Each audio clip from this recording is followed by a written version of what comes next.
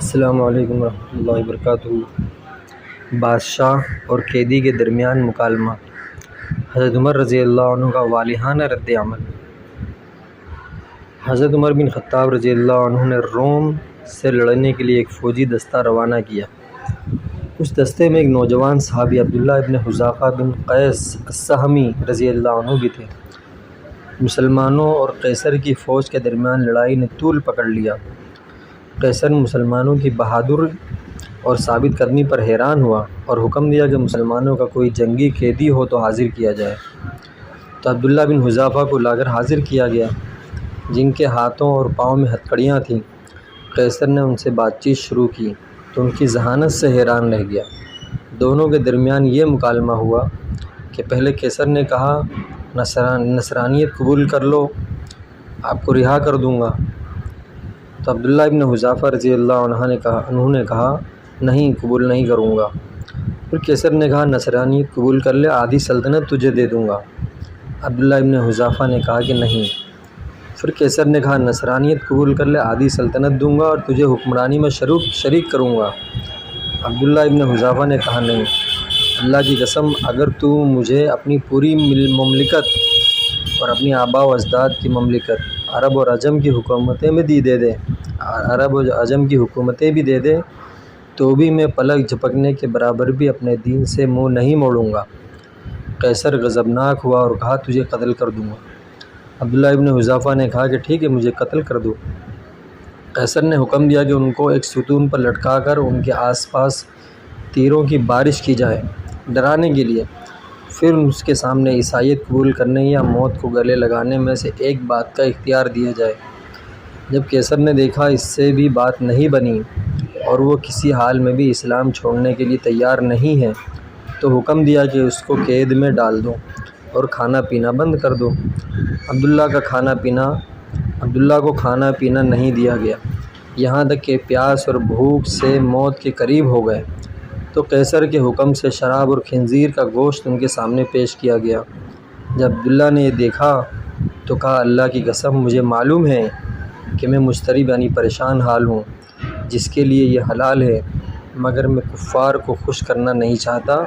یہ کہہ کر کھانے کو ہاتھ بھی نہ لگایا۔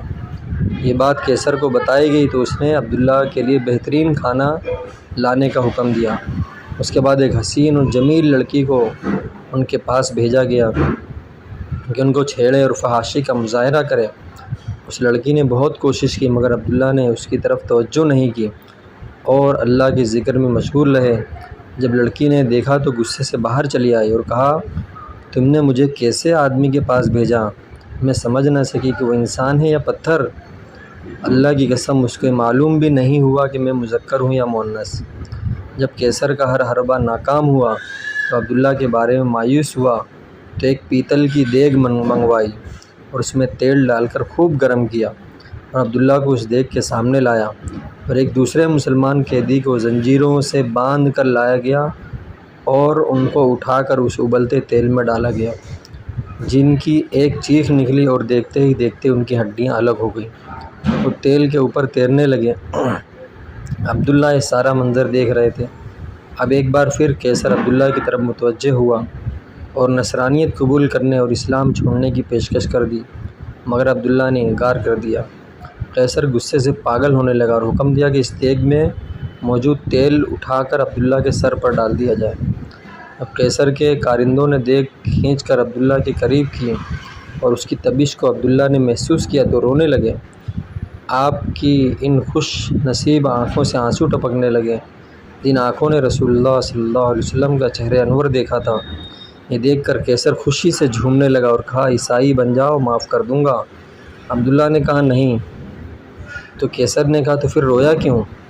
عبداللہ نے کہا اللہ کی قسم میں اس لیے رو رہا ہوں کہ میری ایک ہی جان ہے جو اس دیگ میں ڈالی جائے گی۔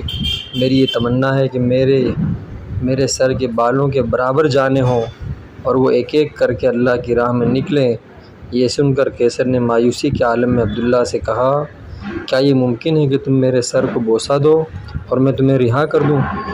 عبداللہ نے کہا اگر میرے ساتھ تمام مسلمان قیدیوں کو رہا کرتے ہو تو میں تیرے سر کو بوسہ دینے کے لیے تیار ہوں۔ قیصر نے کہا ٹھیک ہے، عبداللہ نے اپنے ساتھ دوسرے مسلمانوں کو رہا کرنے کے لیے اس کافر کے سر کو بوسہ دیا اور سارے مسلمان رہا کر دیے گئے۔ جب واپس عمر بن خطاب رضی اللہ عنہ کے پاس پہنچ گئے اور آپ کو واقعہ بتایا گیا تو حضرت عمر رضی اللہ عنہ نے کہا عبداللہ بن حذافہ کے سر کو بوسہ دینا ہر مسلمان پر ان کا حق ہے، اور خود اٹھے اور عبداللہ کے سر کو بوسہ دیا۔ یہ بات جو ہے شعب الایمان میں جو ہے لکھی ہوئی ہے۔ یعنی کیسی قربانیاں تھیں، کیا اپنے بچوں کو پڑھانا نہیں چاہیے؟